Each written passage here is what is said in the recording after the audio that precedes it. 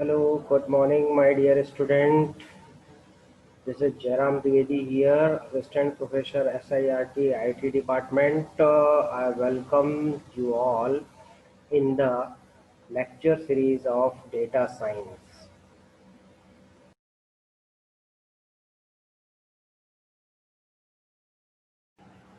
Okay so last class में हम लोग जो है ना फेज 2 डेटा प्रिपरेशन के बारे में देख रहे थे कि डेटा प्रिपरेशन में हम क्या करते हैं एक्चुअली। सो आप लोग देखिए डेटा प्रिपरेशन में हम लोग करते क्या है। ठीक है, तो डेटा प्रिपरेशन में क्या करते हैं हम लोग, preparing the analytic stand box. ठीक है, तो एक तो ये हो गया कि अपन जो है ना स्टैंड बॉक्स प्रिपेयर करते हैं, और इसके बाद फिर परफॉर्मिंग द ईटीएलटी परफॉर्म करते हैं। And what is the full form of ETLT is extract load and transform, that is ELT. And what is the purpose of it? It's a data integration process for transforming the raw data from source server to the data system। Transform करना है, आपका जो भी raw data मिल रहा है उस raw data में कोई ऑपरेशन परफॉर्म करके आप उसको जो है ना मॉडिफाइड करते हैं अपने अकॉर्डिंग। ठीक है, that is the process of this process is called ETLT process, means abstract load and transform process। And next point is learning about the data. आप अपने डेटा के बारे में समझेंगे क्या होता है data. And after that the conditioning. The data conditioning refers to the process of cleaning the data. है ना, आप अपने डेटा को क्लीन करिए, normalise the data. And another point is performing the transformation on these data।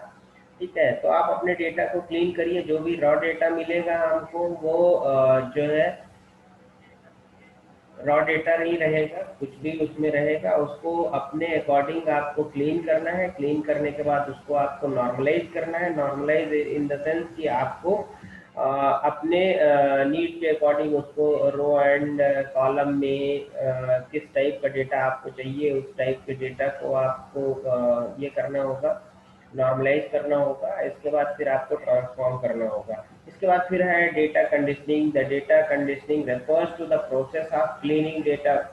Same चीज है, वही 2 बार लिखा हुआ है। चलिए अब नेक्स्ट फेज में हम आते हैं, या नेक्स्ट पॉइंट में। तो the common tools for data preparation phase. Data preparation phase के कौन से जो कॉमन टूल्स हैं जो डेटा प्रिपरेशन में यूज होने वाले हैं। तो one is the Hadoop.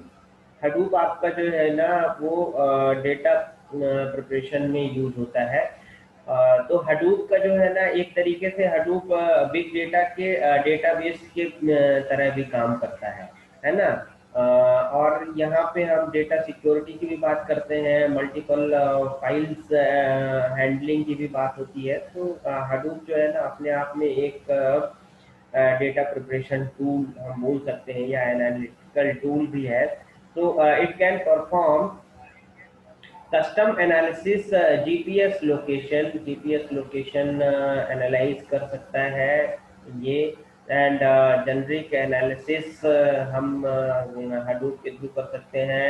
And combining of massive unstructured and field from multiple sources. ठीक है, मतलब कि हडूप के अंदर कैपेबिलिटी है कि कई तरीके के डेटा को क्या कर सकता है, हैंडल कर सकता है। मीन्स स्टोरेज कैपेसिटी है, प्रोसेस कैपेसिटी है, उसके अंदर स्टोर कर सकता है, प्रोसेस कर सकता है। ठीक है, तो ये हडूप के कुछ पॉइंट्स हैं। आपके आगे यूनिट्स में हडूप का एक पूरा यूनिट है, तो हम उसमें ज़्यादा कवर करेंगे, है ना। चलिए खैर, अब इसमें देखते हैं। एक है एल्पिंग मीनर। ठीक है ना, ये भी एक जो है ना माइनर, ये भी एक टूल है। ये tool basically GUI based tool है। ठीक है। It provides the graphical user interface for cleaning the analytical work flow. ठीक है, मतलब graphical geographical based analytical are the data cleaning tool है।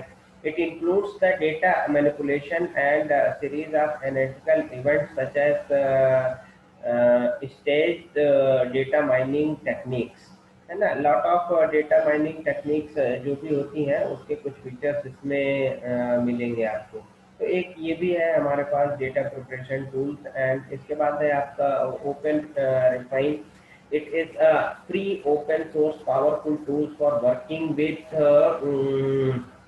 messy data, and it is a popular GUI based tool for preparing the data transformation। देखिए कुछ ना कुछ किसी न किसी में बेनिफिट है। ठीक है, तो जो हमने पहले बोला था कि मॉडल के अकॉर्डिंग आपको चूज करना है कि आप किस टाइप का डेटा क्लीनिंग टूल्स यूज कर सकते हैं। आपके नीड के अकॉर्डिंग आप उनका सिलेक्शन कर सकते हैं। हडूप में कुछ अलग प्रॉपर्टी होंगी, इसी तरीके से एल्पिन में कुछ अलग प्रॉपर्टीज होंगी, कुछ स्पेशल टाइप के डेटा को हैंडल करने के लिए बना है। इसके बाद फिर ओपन रिफाइन जो है ना उसमें कुछ अलग स्पेशल प्रॉपर्टीज होंगी। इसी तरीके से ठीक है ना, इसी तरीके से और भी बहुत सारे टूल्स हैं। यहाँ पे मैंने कुछ ही टूल्स लिखे हैं। ठीक है, और डेटा रेंगलर ये भी एक टूल है आपके डेटा प्रिपरेशन का। Is an interactive tool for data cleaning and transformation. Basically हम जो बात कर रहे हैं हम डेटा ट्रांसफॉर्मेशन की बात कर रहे हैं। इस पेज में सबसे जो इम्पोर्टेंट पॉइंट है that is data transformation. So, how we can transform our data as per our requirement।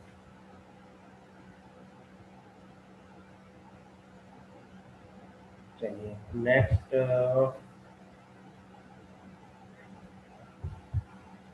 तो अब नेक्स्ट फेज आता है आपका model planning.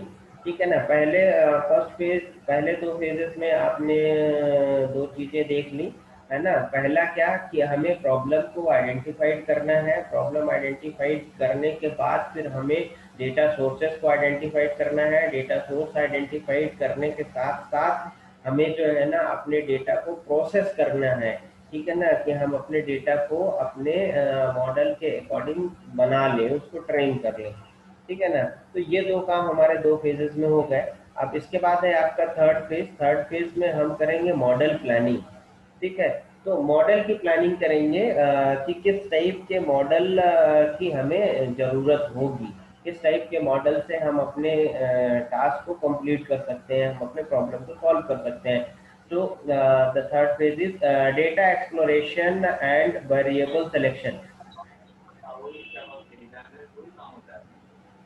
Please mute your self. भाई कौन है, किसी की आवाज आ रही है मुझे, किसका माइक ऑन है?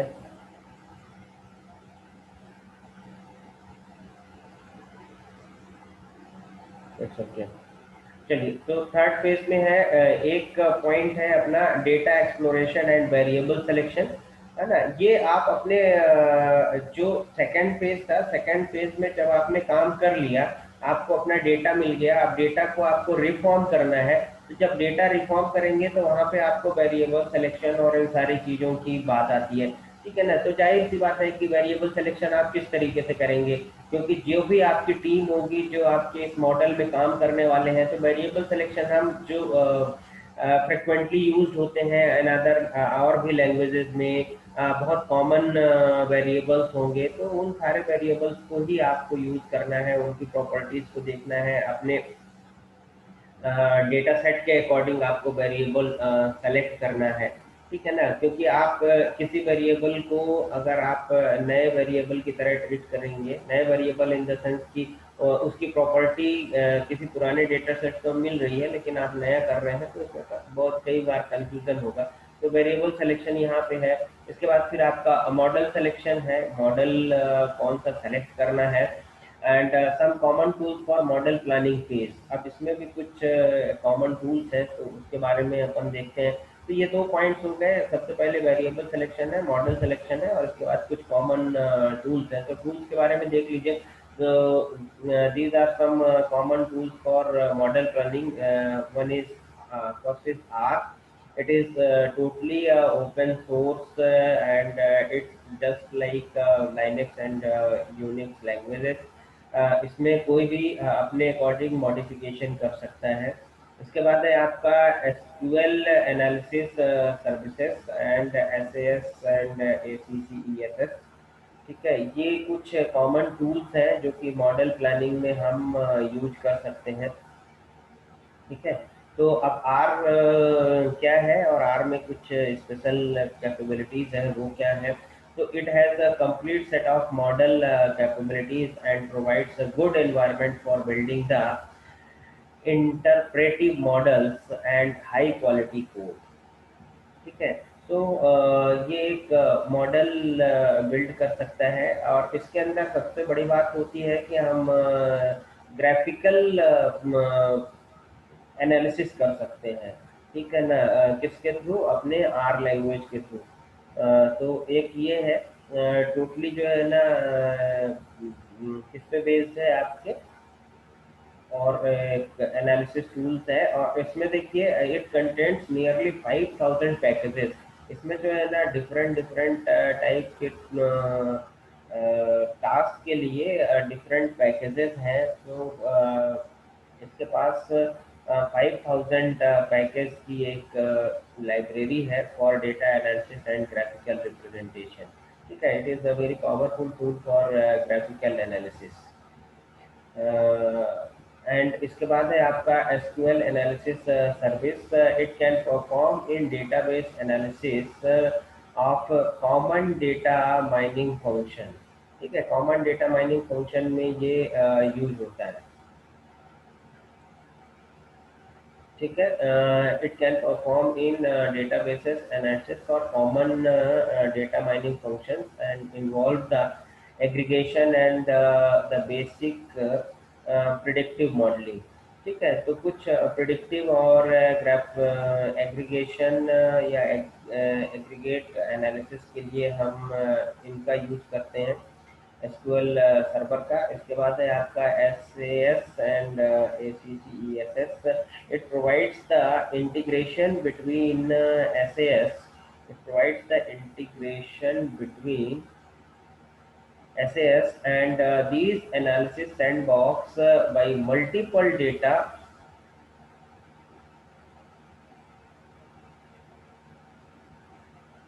Sorry. So it provides the integration between SAS and the analysis sandbox by multiple data connectors, such as ODBC connection भी provide करता है ये different type के resources से, है ना। ODBC, JDBC, OLEDB। तो ये है SAS itself is generally used on fixed extract, but it's okay. ये जो है ये अपने आप में एक क्या है, क्या बोल सकते हैं इसको, डेटा एक्सट्रैक्टर बोल सकते हैं, या डेटा को अपने फाइल को हैंडल कर सकता है। लेकिन ये कंप्लीट पैकेज ये किसके साथ में कर सकता है, ऐसे ऐसे और एसीसी के साथ में ही कंबाइंड होके और ये वर्क परफॉर्म करेगा। ठीक है, अब देखिए अब इसमें नेक्स्ट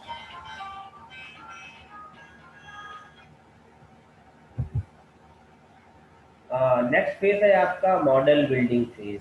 इसमें हम क्या प्रिपेयर करते हैं, मॉडल बनाते हैं।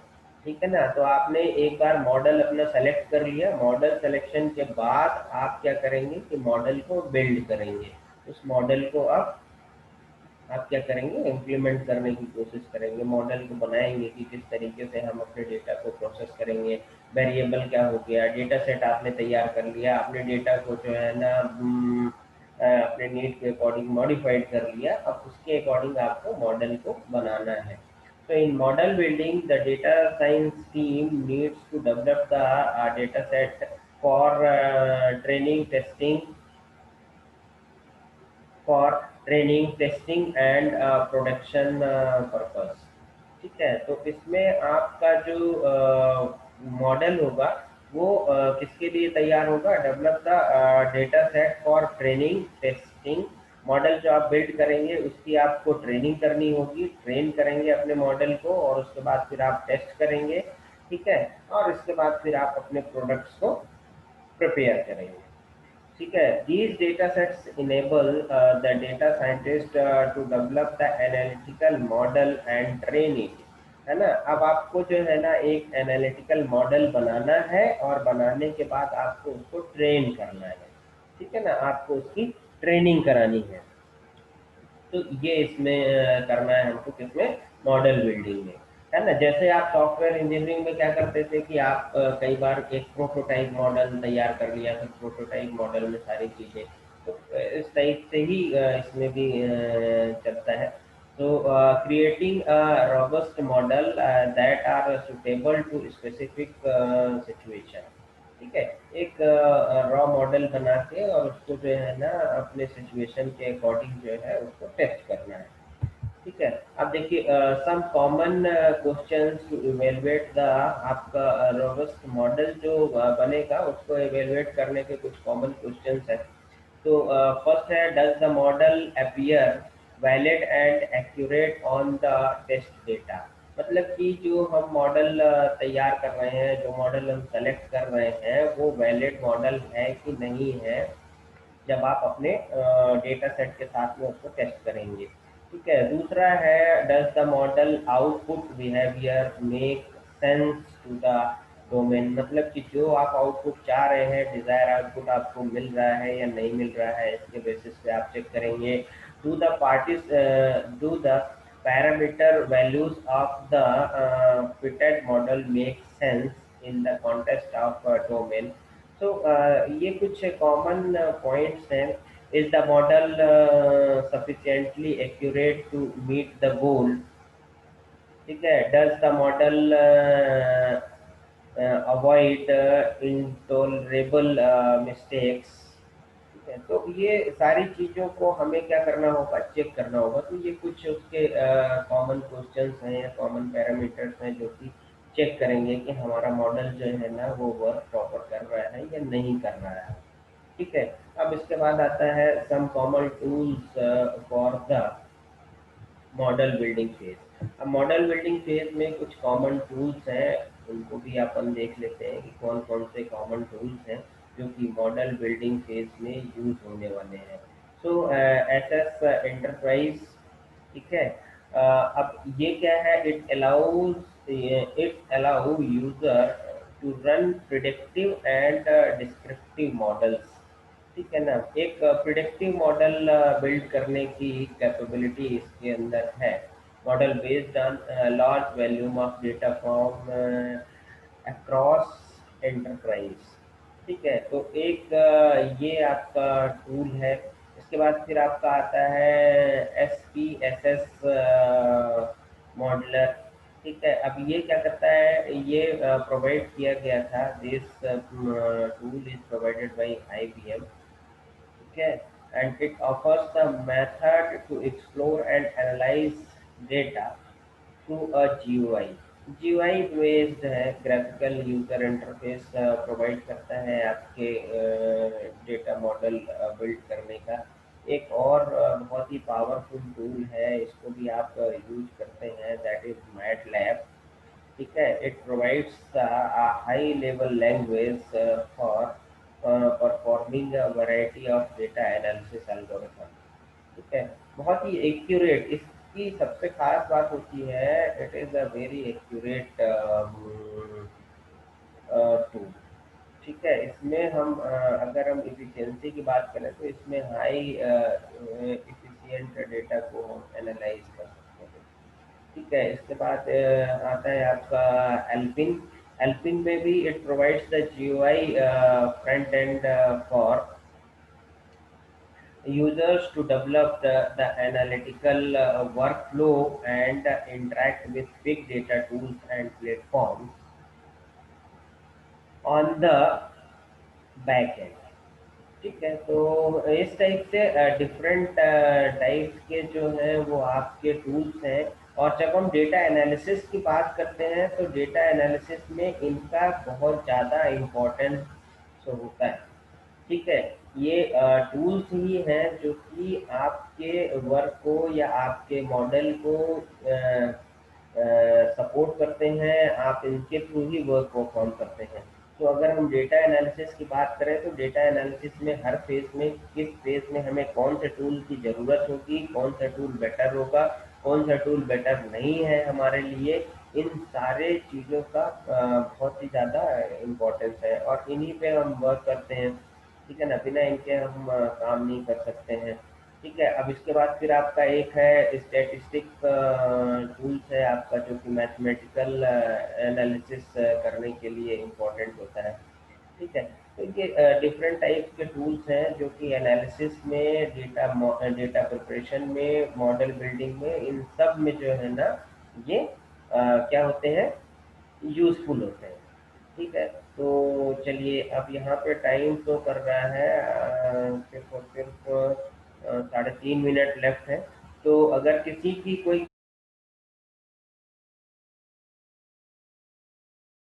तो all of you enjoy the lecture, thank you.